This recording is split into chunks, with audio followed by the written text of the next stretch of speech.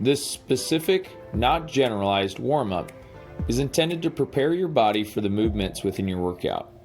Whether it be planks, push-ups, ab work, or really any movement, these 4 exercises are great to loosen up tight, overactive tissue and activate much needed muscles for proper form. This warm-up will not diminish the secretion of hormones or any of the benefits gained during strength training, like just hopping on a treadmill or doing a cardio warm-up before strength training will. If you're still doing a 1970s version of a warm-up, please stop right now, and it's time to take a step into the 21st century and kick those old habits to the curb by incorporating this warm-up, which will not only prepare you for your workout, but also ensure you are much lower risk for injury during your workout. Here are the 4 exercises, follow them in order. The kneeling hip flexor stretch. In the kneeling hip flexor stretch, the goal is to have a posterior tilted pelvis instead of a anterior tilted pelvis. This ensures that lower abs are activated and that we ensure to make sure we get a stretch in the hip flexors rather than pressure in the lower back. Leaning forward is also something we don't want to do to get more of a stretch. We want to keep shoulders to remain over the hips and make sure that we keep the stretch in the hip flexor as much as possible. The glute bridge with core activation. You choose the band, it doesn't matter, just as long as we have tension. And really, if you don't have a band, this is something you can do completely without. The band is solely to get more core activation and lat engagement to activate the lats, core, and glutes simultaneously.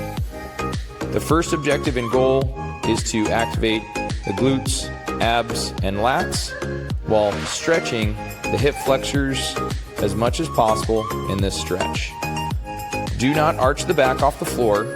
The goal is to press the lower back against the floor and ensure good core activation with hip drive. Also, do not bend the elbows, as this will take away from the lat engagement. Ensure that arms stay straight during hip drive and through the entire movement. Lastly, don't arch the back off the floor during the hip drive or lose core activation as driving the hips to the top position. Activate the core by pressing the lower back against the floor to ensure the best benefit. Lastly, don't sit up. Really, never do. Roll over first. The quadruped cat cow. The goal of the cat-cow is to activate the core in a hollow body position while on all fours and arching the lower back and working on lumbar flexion and extension while keeping the arms in a good strong position, ensuring that we don't internally rotate the shoulders, but that we rotate the crook of the elbow forward and that we don't bend the elbows, keeping elbows straight and locked out. Also, ensuring shoulders stay down and fixed away from the shoulders, engaging the lats or the armpits. Then lastly, making sure not to crink the neck back, but keeping a nice neutral neck and spine as we move through the range of motion. When rounding the back, think about shortening the pelvis to the rib cage. When arching the back, point the tailbone to the sky and keep a proud chest. The hollow core with plank. The goal within this exercise is to activate the abs and glutes while maintaining a good shoulder position and posture. In this exercise, you will strengthen the abs, the shoulders, and promote a healthy, strong core while trying to stretch the hip flexors and create a nice long spine.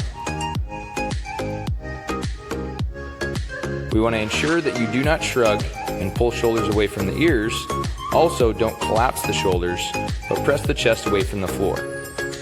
Lastly, we don't want to arch the back or extend the abs. We want to shorten the abs to ensure a good, nice, strong lower back position.